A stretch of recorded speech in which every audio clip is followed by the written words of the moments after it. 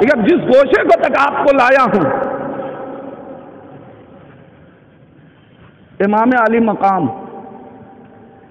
اگر آپ کو عصر عاشور بلانا ہی تھا تو شب عاشور چراغ گل کر کے واپس کیوں کر رہے ہیں؟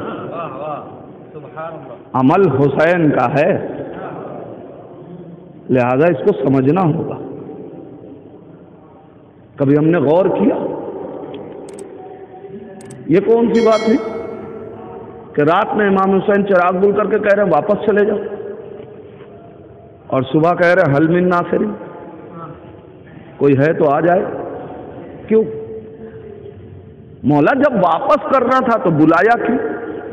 اور اگر بلانا تھا تو واپس کیوں کر رہے تھے؟ حسین آواز دیں گے، بلانا تھا اسی لیے واپس کر رہا تھا۔ میں نے کہا مولا کیا مطلب؟ کہ جب میں عصر عاشور آواز دوں حل من ناصرین، کیا تم میں کوئی ناصر ہے؟ مجھے سپاہی نہیں چاہیے، مجھے ناصر چاہیے۔ کیا تم میں کوئی ناصر ہے؟ تو تمہارے ذہن میں ایک سوال اٹھے گا، ناصر کہتے کسے ہیں؟ تو کوئی تو آئیڈیل ہو کہ جو تمہیں بتا سکے کہ ناصر کسے کہتے ہیں۔ لہذا میں نے چراغ گل کر کے انہیں جانے کو کہہ کے تمہیں ایک معیار دیا۔ یاد رکھنا سپاہی اور ناصر میں فرق ہے۔ حسین کو سپاہی نہیں چاہیے، ناصر چاہیے۔ ناصر وہ ہوتا ہے کہ جو میدان میں اپنے فائدے کے لیے آتا ہے، اپنے فائدے کے لیے آتا ہے۔ سپاہی میدان میں اپنے فائدے کے لیے، ناصر اپنے وقت کے معصوم کو فائدہ پہنچانے کے لیے آتا ہے۔ کیا مطلب؟ یہ اپنے فائدے کے لیے نہیں آئے ہیں۔ دلیل کیا ہے؟ حسین مظلوم نے کہا تم واپس چلے جاؤ، نہیں گئے۔ امام نے ایک جملہ کہا، تمہاری جنتوں کا ضامن میں ہوں۔ عزیزان ایمان، آپ ذرا سوچئے، انسان ساری زندگی اعمال کس لیے کرتا ہے؟ کہ جنت مل جائے۔ جب تک بصیرت نہ ہو اس وقت تک عمل جنت کے لیے ہوتا ہے، مگر جب بصیرت پیدا ہو جائے تو رضائے خدا کے لیے ہوتا ہے۔ حسین نے کہا میں چراغ گل کر رہا ہوں، واپس چلے جاؤ۔ کوئی نہ گیا۔ اب امام علی مقام نے سوچا، کچھ بامعرفت یہ سوچیں گے کہ یہ اس لیے نہیں گئے کہ چلے جاتے تو جنت نہ ملتی۔ حسین نے آواز دیا میرے ناصروں کو پہچانو، یہ صحابی نہیں ہیں، یہ سپاہی نہیں ہیں جو میدان میں مال غنیمت کے لیے آئے، جو میدان میں اپنے فائدے کے لیے آئے۔ میں نے کہا تمہاری جنتوں کی میں ضمانت لے رہا ہوں، نہیں بات یوں ہی نہیں گزرے گی۔ عزیزان ایمان، جنت کی ضمانت کوئی ایسی فرد نہیں لے رہی ہے کہ جس کو اپنی جنت کی بھی خبر نہ ہو۔ جنت کی ضمانت وہ لے رہا ہے جسے رسول نے جوانان اہل جنت کا سردار بتایا۔ جنت کی ضمانت وہ نہیں لے رہا ہے جو اپنے وعدے سے پھر جائے۔ جنت کی ضمانت وہ لے رہا ہے جو طفلی کا وعدہ نبھانے 57 برس کی عمر میں آیا۔ تو جو حسین سردار جنت ہے وہ کہہ رہا ہے تو واپس چلے جاتے۔ انہوں نے رک کے بتایا مولا ہم صحابی نہیں، ہم سپاہی نہیں، ہم ناصر ہیں، ہم اپنے فائدے کے لیے نہیں آئے، ہمیں جنت کی پرواہ نہیں ہے، ہمیں ہمیں رضائے پروردگار کی پرواہ ہے، ہمیں اپنے وظیفے کی پرواہ ہے، ہمیں اپنی ذمہ داری کی پرواہ ہے۔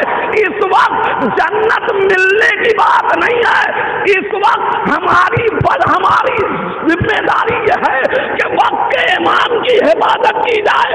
امام عالی مقام نے کہا یاد رکھنا جب میں آواز دوں حل من ناصرین، ہے کوئی تم میں جو ناصر ہو تو یاد رکھنا جو کام جنت کے لیے کرے وہ سپاہی ہوتا ہے، جو رضائے خدا کے لیے کرے وہ صحابی نہیں نفس۔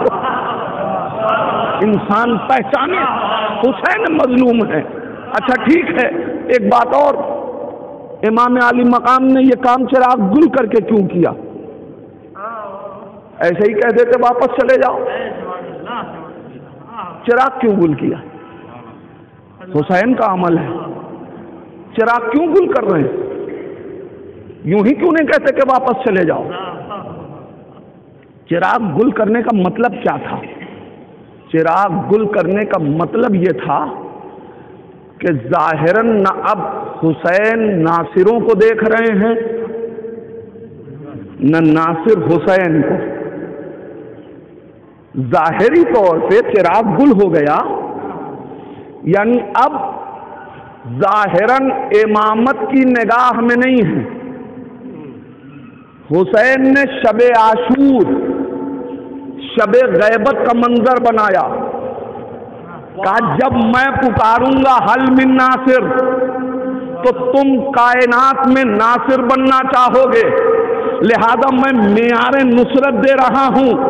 معیار نصرت یہ ہے کہ ناصر ایسا نہیں ہے کہ وہ امامت کی نگاہوں میں رہے تو عمل دوسرا ہو، امامت کی نگاہوں سے ہٹ جائے تو عمل بدل جائے، نہیں، یاد رکھنا میں چراغ گل کر کے شب غیبت کا تمہیں بتانا چاہتا ہوں کہ یاد رکھنا اگر ظاہراً امام حجاب غیب میں بھی ہو تو دیکھنا اگر خلوت اور جلوت میں تمہارا کردار ایک ہے تو تم ناصر ہو، اور اگر ایک نہیں ہے تو ابھی سپاہی بنے ہو، ناصر نہیں بنے۔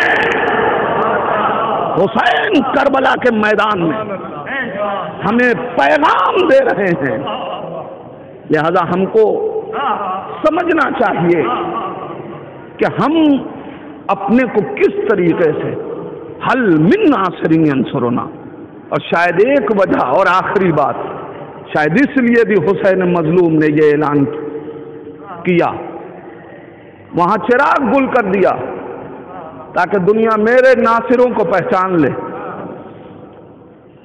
لے جاؤ، اپنے بچوں کا ہاتھ پکڑ کے چلے جاؤ، بہانے دے رہے ہیں حسین جانے کی، مگر کوئی جانے کو تیار نہیں۔ شاید امام علی مقام نے، ایک صلوات پڑھ دیں محمد علی،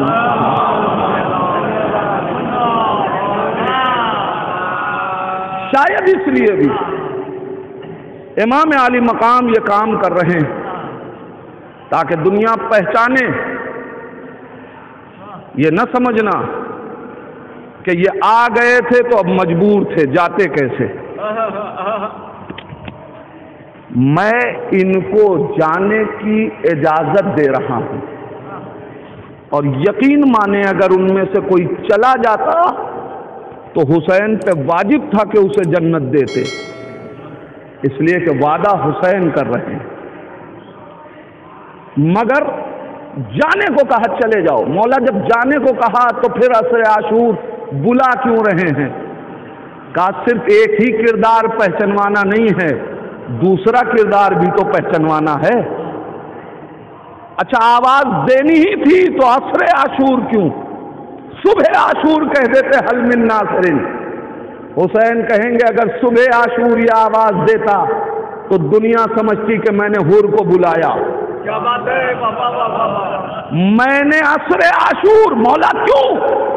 کہ وہاں میں نے چراغ گل کر کے جانے کو اس لیے کہا تھا کہ کوئی یہ نہ کہے کہ اب آ گئے تھے تو مجبوراً رکے ہوئے تھے، نہیں، دیکھو اختیار ان کے ہاتھ میں ہے، اپنی تقدیر اور سرنوشت اپنے کردار سے لکھ رہے ہیں، اور میں نے عصر عاشور اس لیے پکارا کہ کہ اگر صبح عاشور پکارتا تو دنیا یہ کہتی کہ حسین نے صبح عاشور پکارا تھا، اس وقت تک ہماری آمادگی نہیں ہوئی، مگر جب ہم شکل پیغمبر کو شہید کیا گیا تو ہماری آنکھیں کھل گئیں، جب علی اصغر کو قتل کیا گیا تو ہماری آنکھیں کھل گئیں۔ یا کوئی یہ کہتا کہ مولا ہم آنا تو چاہتے تھے عصر عاشور لیکن بہت دیر ہو گئی تھی، اکبر مارے جا چکے تھے، اصغر مارے جا چکے تھے، عباس شہید کیے جا چکے تھے، تو ہم کو ڈر محسوس ہو رہا تھا کہ پتہ نہیں آپ قبول کرے یا نہ کرے۔ حسین مظلوم نے عصر عاشور آواز دی، حل من ناصر ینصرنا، یعنی یاد رکھنا اب بھی حسین اپنی باہوں کو پھیلا کے تمہیں حر بنانے کو تیار ہے۔ اگر اب بھی کسی کو ندامت ہو گئی ہو تو وہ آئے حسین کے لشکر میں شامل ہو جائے۔ میں عباس کی شہادت کے بعد بھی بخشنے کی صلاحیت رکھتا ہوں، میں علی اصغر کے خون کے بعد بھی تمہیں معاف کرنے کے اوپر قادر ہوں۔ حسین پیغام دے رہے ہیں آؤ تو، مگر کائنات نہیں آئی۔ حسین مظلوم، آپ ذرا سوچے کیسی منزلیں حسین نے طے کی۔ ایسے وقت میں حسین ہاتھ بڑھا رہے، مولا کیوں؟ کہ اس لیے کہ میں کشتی نجات ہوں۔ عام کشتیوں میں اور کشتی نجات میں فرق یہی ہے کہ عام کشتیوں پہ خود سوار ہوگے تو بچو گے، کشتی نجات کہتے ہی اس کو ہیں کہ جو خود بڑھ کے ڈوبنے والے کا ہاتھ پکڑ لے۔ میں تمہارا ہاتھ پکڑنا چاہتا ہوں، میں جو حل من ناصرین کی آواز بلند کر رہا ہوں، یعنی ڈوبتی ہوئی انسانیت کو آواز دے رہا ہوں کہ اگر چاہو تو آؤ ہمارا ہاتھ پکڑ لو، میں تمہیں ساحل نجات تک پہنچا دوں۔ وہ ہاتھ کہ جو دوسروں کی حمایت کے لیے بڑھ رہے تھے، یہی ہاتھ جب مدینے میں امام علی مقام نے ایک سائل نے آواز دی، میں بھوکا ہوں، پیاسا ہوں، محتاج ہوں، تاریخ کہتی ہے امام علی مقام نے حجاب کے پیچھے سے اپنا ہاتھ بڑھا دیا اور کہا کہ اے بھائی مجھے شرم آتی ہے کہ میں تیری نگاہوں میں نگاہیں ڈال کے تجھے کچھ دوں، یہ لے اور لے کے چلا جا۔ اس نے ہاتھ سے وہ درہم و دینار لیے، مولا کے ہاتھوں کا بوسہ دے کے ایک جملہ کہا کہ پروردگار اس ہاتھ کو کبھی کفن میں نہ ڈالنا، یہ غریبوں کی مدد کرتا ہے۔ جزاکم ربکم خیر الجزا۔ یہ محتاجوں کی احتیاج کو پوری کرتا ہے پروردگار۔ اس ہاتھ کو کفن میں نہ ڈالنا۔ سائل نے دعا کی تو کہ پروردگار اس ہاتھ کو کفن میں نہ ڈالنا، اس لیے کہ وہ یہ سوچ رہا تھا کہ حسین کبھی دنیا سے جائیں گے تو انہیں کفن دیا جائے گا۔ میں کہوں گا اے آنے والے آ کے کربلا میں تو دے، ارے جس ہاتھ کے لیے تو دعا کر رہا ہے یہ ہاتھ کربلا میں خون میں ڈوبے ہوئے پڑے ہیں۔ ارے بات کفن کی نہیں ہے بلکہ جن ہاتھوں نے تجھے دیا ہے اس کو ارے ایک انگشتری کے لیے انگلیوں کو خنجر سے جدا کر دیا ہے۔ جزاکم ربکم خیر الجزا۔ خدا آپ کو کسی غم نہ رلائے سوائے غم اہل بیت کے۔ آپ کی آنکھیں نمناک ہو گئیں، غم حسین کے لیے آپ آمادہ ہو گئے، حسین پہ آنسو بہانے کے لیے۔ ہاں عزادارو، ایک ایسے عزادار حسین کی مجلس کہ جو ہمیشہ لوگوں کو زیارتوں پہ لے کے جایا کرتا تھا۔ میں ایک واقعہ پڑھ کے گفتگو مربوط کر دوں، مصائب کے لیے آپ تیار ہیں۔ ایک ایسے ہی قافلہ سالار تھے جن کا نام شیخ عباس تھا، وہ لوگوں کو قافلے میں لے کے جایا کرتے تھے زیارتوں کے لیے۔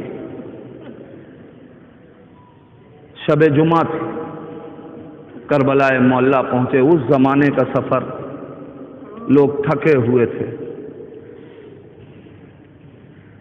کربلائے معلیٰ میں جب پہنچے تو ظاہر ہے لوگ استراحت کرنا چاہتے تھے. عباس نے، قافلہ سالار نے لوگوں سے کہا کہ دیکھو بھائی، شب جمعہ ہے، یہ شب زیارت سرکار سید الشہداء ہے، لہذا تھوڑی دیر آرام کر لو اور پھر نصف شب ہم سب کو اٹھائیں گے اور ہم سب ساتھ حسین کی زیارت کے لیے، حسین کی قدم بوسی کے لیے چلیں گے. لوگ کھا پی کے لیٹے، لوگوں کو نیند آ گئی. عباس بھی لیٹ گئے، انہیں بھی نیند آ گئی کہ اتنے دیر میں انہوں نے خواب میں دیکھا کہ کوئی آیا ہے، پکار رہا ہے، عباس اٹھو. وہ گھبرا کے اٹھے. کیا ہوا؟ کہ عباس اٹھو، حسین تم سے ملنے کے لیے آ رہے ہیں. حسین تم ظاہروں سے ملنے کے لیے آ رہے ہیں. گھبرا گئے، مولا ہم ظاہروں سے ملنے کے لیے. اب عباس کہتے ہیں میں نے دیکھا آگے آگے امام حسین، پیچھے پیچھے غازی عباس اور علی اکبر. امام حسین آئے، ہاتھوں کو جوڑا، آقا آپ کہاں آ گئے؟ ہم تو خدا کی خدمت میں آنے والے تھے. اے عباس میرے ظاہر بہت تھکے ہوئے ہیں، لہذا چونکہ ان کو آنے میں تاخیر ہوگی میں نے چاہا کہ میں چل کے ان کا استقبال کروں. جزاکم ربکم خیر الجزا. کتنے کریم ہیں یہ اہل بیت کے گھر آنے والے. عزاداروں آج ذرا سوچیں کیا مرتبہ ہے زائروں کا، کیا عظمت ہے جو ایک بار زیارت کو جائے اور پھر جو مسلسل خود بھی زیارت پہ جاتا رہا ہو، دوسروں کی زیارت کا اہتمام کرتا رہا ہو. ایک زائر ہونے کے ساتھ ساتھ مگر ایک باپ بھی ہے، ایک بیٹی ہے. آج بھی جب گفتگو کرو تو درد یتیمی اس کی گفتگو میں جھلک جاتا ہے، دل تڑپ جاتا ہے. باپ کا سایہ سر سے اٹھ گیا، بیٹی رو رہی ہے، رونا چاہیے، حق بھی ہے. اور یوں تو روایت بھی ہے کہ جب جناب ابراہیم سے نے دعا کی پروردگار مجھے بیٹی عطا کر دے، تو لوگوں نے کہا اے ابراہیم آپ کے پاس اللہ رکھے اسماعیل اور اسحاق جیسے بیٹے ہیں، آپ بیٹی کے لیے دعا کیوں کر رہے ہیں؟ تو جناب ابراہیم نے کہا تھا تمہیں معلوم نہیں بیٹیاں ماں باپ کے جنازوں کی زینت ہوا کرتی ہیں. اے عزاداروں بیٹی باپ سے بہت قریب ہوتی ہے. اے عزاداروں ذرا سوچو، مگر سکینہ سے زیادہ قریب اور سکینہ سے زیادہ غریب بیٹی کون ہوگی؟ ارے ہر بیٹی اپنے باپ کے جنازے پہ ماتم کرتی ہے، مگر باپ دفنایا ہوا ہوتا ہے. مگر سکینہ ارے جب اپنے بابا کے لاشے پہ پہنچی، ارے لاشا تیروں پہ مولا.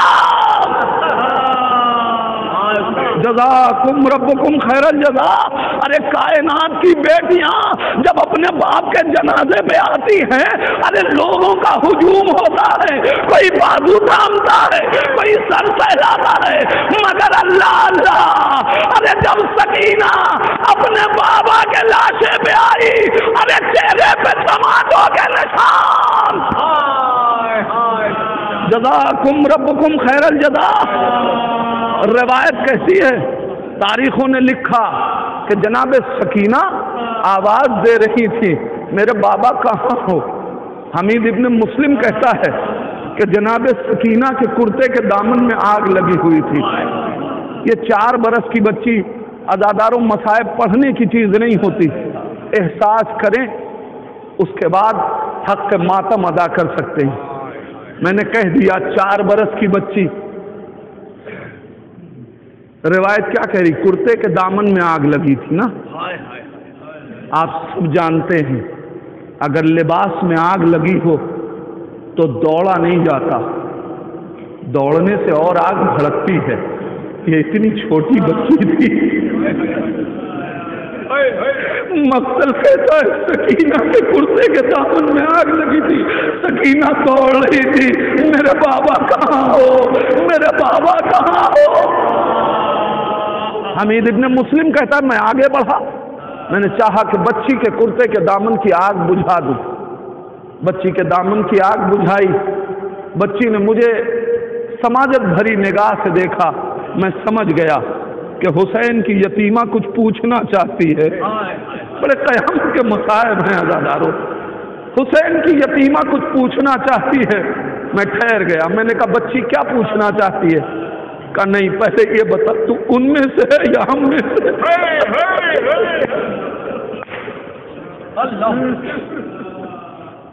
حمید ابن مسلم کہتا ہے کہ میں نے کہا بچی نہ میں ادھر سے ہوں نہ ادھر سے ہوں، جو پوچھو گی میں بتا دوں. سنو گے عزادارو بچی نے سوال کیا کیا؟ بچی کہتی اے عربی اتنا بتا دے کہ مقتل میں نشیب کدھر ہے؟ مقتل میں نشیب کدھر ہے؟ حمید کہتا میں نے بچی سے کہا بچی نشیب کا راستہ کیوں پوچھ رہی ہے؟ کہتی ہے اس لیے کہ میں نے اپنے بابا کو سنا تھا، وہ میری پھوپھی سے کہہ رہا تھا زینب میں نشیب میں مارا جاؤں گا، مجھے بتا دے نشیب کہاں ہے، میں اپنے بابا کے پاس جاؤں گی. ارے میں نے اشارہ کیا، بچی باپ کو پکارتی ہوئی چلی. ارے نشیب سے ایک آواز آئی الیہ الیہ یا بنیا، اے میری بیٹیا تیرا باپ اس نشیب میں ہے. ارے اب جو سکینہ پہنچی تو کیا دیکھا کہ حسین کا لاشا تیروں پہ معلق. آپ ذرا محسوس کریں، بس آخری جملے ہیں، مجلس ختم دادارو، ذرا محسوس کریں. بیٹی ہے نا، اب تک جب بھی حسین آئے تو کیا ہوا؟ جب سکینہ اور حسین قریب ہوئے حسین نے بازو پھیلائے، سکینہ گلے سے لپٹ گئی. مگر اللہ اللہ، ارے آج حسین کا لاشا تیروں پہ معلق ہے. ارے بیٹی اپنے باپ کے سینے سے اگر لگنا بھی چاہے تو کیسے لگے؟ تیر اتنے ہیں کہ جنازہ تیروں پہ معلق ہے.